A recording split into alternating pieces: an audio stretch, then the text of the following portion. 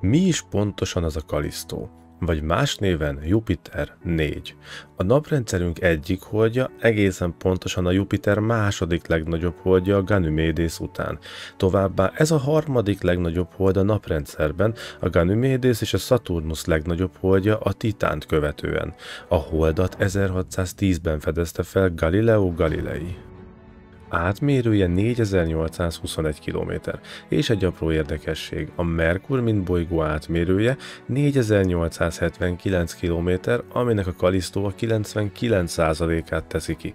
Ebből már ki lehet találni, hogy a Ganymedes és a Titán a két legnagyobb hold értelemszerűen nagyobbak a Merkurnál, tehát a naprendszerünkben nem feltétlenül a bolygók a nagyobbak, csak hát ugye ami a nap körül kering, az a bolygó, ami pedig a bolygó körül, az a hold. Bár hiába a majdnem azonos méret, a Kallisztó tömege csak az 1/3 a Merkurénak, mert az anyagszerkezete más felépítésű. Felépítését tekintve nagyjából azonos mennyiségű kő és jég alkotja. A Galileo űrszonda mérései alapján pedig rendelkezik egy aprócska szilikát maggal, és valószínűleg folyékony vízből álló óceánnal is. Ami a felszínét illeti, a naprendszer legrégebbi és legerősebben kráterezett felszínével rendelkezik, a felületét teljes egészében kráterek borítják, lemeztektonikai mozgásra utaló jelek, valamint vulkáni tevékenységek nincsenek, továbbá arra se találtunk bizonyítékot, hogy valaha geológiai tevékenység történt volna a Kallisztón. Jelen tudományos megállapítások szerint pedig a Jovi rendszer feltárásához ez a hold a legalkalmasabb egy holdbázis kiépítésére, mert a sugárzás itt a legalacsonyabb a Jupiter holdjai közül. Ugyan az emberiség nem tart még eme szinten, hogy ilyen távlatokba ellátogasson, de a The Callisto protokoll megpróbálkozik vele, és úgy tűnik sikerrel is jár. Nézzük tehát a játékot.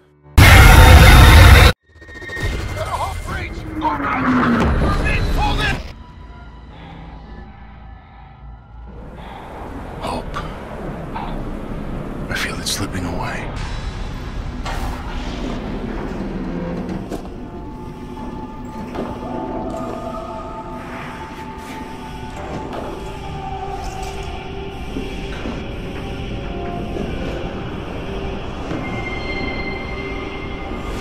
The fear grips me, but I've got to escape.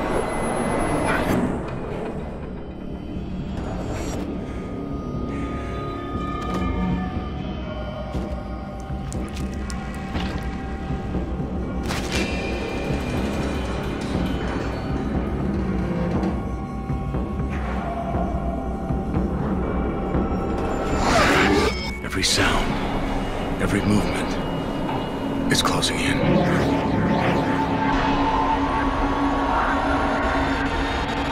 This dead moon, I feel like it's been waiting for me.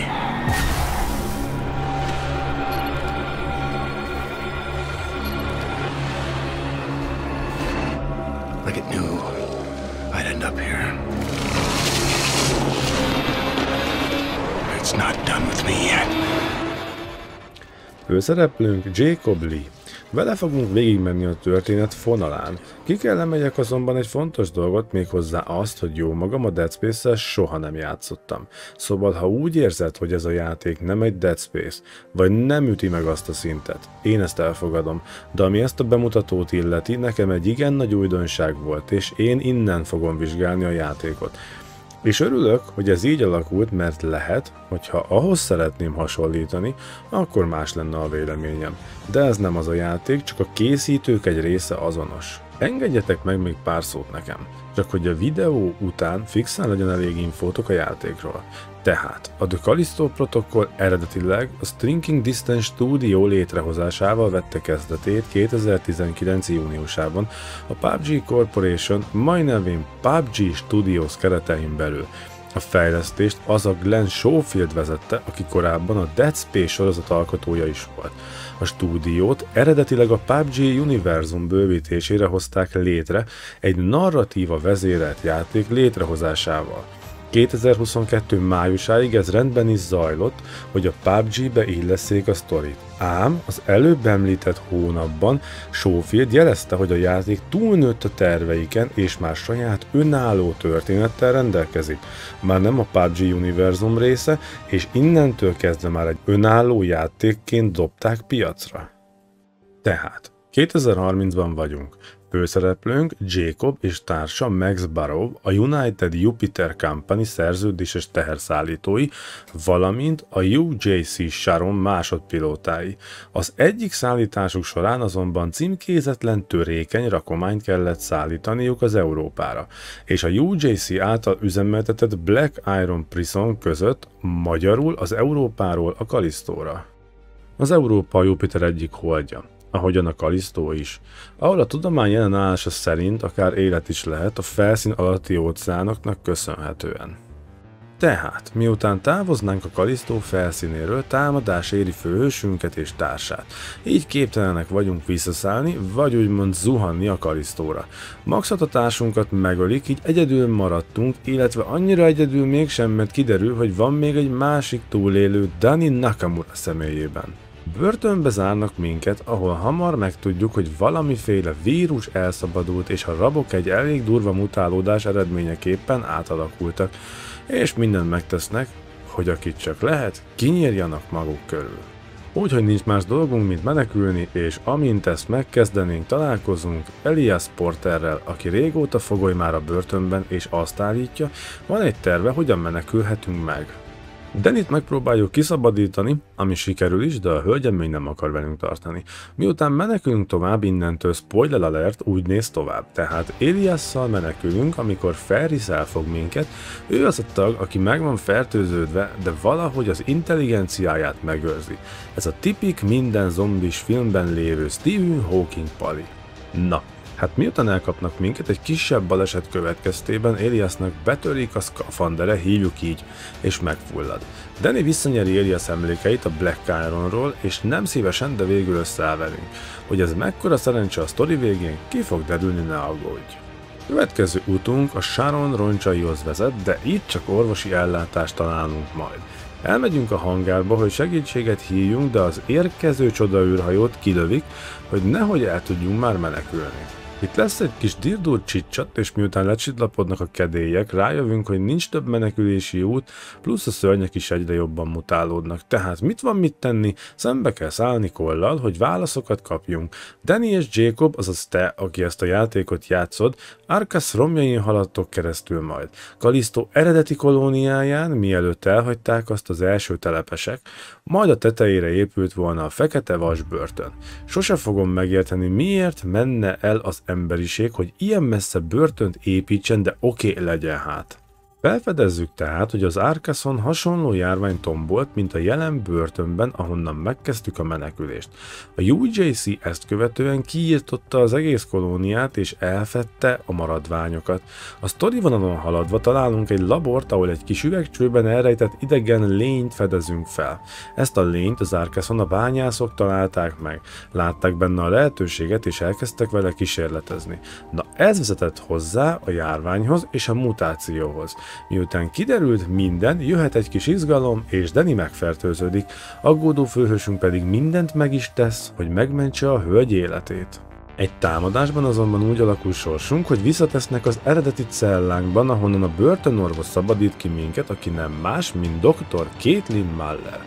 És találkozóra invitál minket. Közlő, hogy meg tudja menteni Dannyt, és elmondja nekünk, hogy Cole a The Community nevű vallásszekta tagja, amely megpróbálja életbe léptetni a Callisto Protocol nevű tervet, amely az emberi evolúció előmozdítására irányul. Emiatt jött létre a második járvány is, a Black Ironban. Méghozzá, hogy találjon egy alanyt, aki kompatibilis a fertőzéssel, magyarul mutálódik, de az intelligenciája megmarad. Szuperhős ember tehát. A doki pedig elmondja, hogy Danny megmentéséhez az alfa DNS-ének kinyerése szükséges, amivel ellenszert lehet szintetizálni. Meg megtudjuk, a vírus higított változata véletlen szabadult el. Jacob szembeszáll Cole-lal, aki ránk küldi Ferrist az alfáját, akit miután 20 perc masszív anyázás után kicsinálunk, kinyerjük a DNS-t és meggyógyítjuk vele Dannyt. Cole miután a szokásos önmegsemmisítő gombot aktiválja számunkra, mehet a menekülés. Ám kiderül, hogy csak egy mentőkabin van.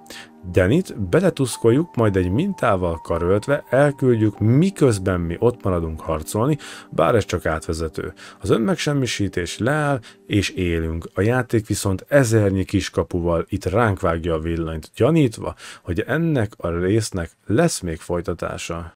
A sztori egy rahedli klisés szar igazából. Tipik szörnyek, akiket kb. Lehetne zombiknak is hívni, de hát ki hogyan nevezi őket, itt nem azok. Börtön olyan helyen, ahol totál indokolatlan. Szokásos főbossz, akinek a vére az ellenszer. Az orvos, aki a pusztulás kellős közepén lazán éldegél és semmi baja. Továbbá egysíkú játékmenet, sablon mindenhol is. Óriási bosszok, az agyvérzésig kergetve, és persze a nem létező önmegsemmisítő rendszer, ami minden film és játék alapeleme kell lassan legyen. De ha hiszed, ha nem, végül is nekem tetszett. Izgalmas, hogy van sztori, és hogy nehéz. Volt benne kihívás, változatosan voltak megoldva a dolgok, néhol elég látványosan is. Pont azért nem akarom a játékot, főleg nem más játékhoz hasonlítani. De szerintem egy elég jó kis játék lett. Érdemes egyszer kipörgetni, a gyilkosságok már túl is lettek tolva, vagy 50 féleképpen fogják letépni a karunk, a lábunk, az arcunk, mindenünket is. Ez azért elég egyedi lett. Én amit sokallok, az az ára. 25-30 ezer között mozog, ami egy 10-15 óra story game miatt nekem sok. Ugyan ennyiért veszünk open world game-et is, vagy akár olcsóbban online játékot, az ilyen játékoknak vagy hosszabbnak kellene lennie minimum 30 óra, vagy legyen mondjuk 15 000 szerintem. De ettől függetlenül azt gondolom végszónak, hogy legyen még egy ilyen játék. Még több ilyen játék a jövőben, mert szükség van rá. És nem bánnám, ha lenne folytatása, mert szerethető. Nem lehet minden játék sztoria világmegváltó és örök darab. És ha már nem az, akkor legalább legyen egy kerek egész történet. És ez kerek egész lett a végén. Bezáratlanul persze. Ami ha kap folytatást, akkor fog csak igazán ütni. Ha nem, akkor az mondjuk gáz. Na sziasztok! Hol is találhattok még meg? A TikTokon és a Twitchen minden este 8-tól megtalálhattok, ahol pörögnek az élőadások, ám ha ezekre nincs esetleg időd, de visszanéznéd, akkor a Hungate Gaming csatornán megteheted. Továbbá az Instagramon is megtalálhattok, és van egy Discord szerverünk is, ahol például a csevegőben nyugodtan írhattok, ha szeretnétek beszélgetni. Ezen kívül pedig, ha szeretnél támogatni, a Patreonon megteheted, hogy a minőséget folyamatosan egy magasabb szintre tudjam emelni nektek. 2023. januárjától pedig külön játékbetekintők is érkeznek a csatornatagoknak a YouTube csatornámon. Szóval egyedi videók is lesznek, majd a támogatóknak.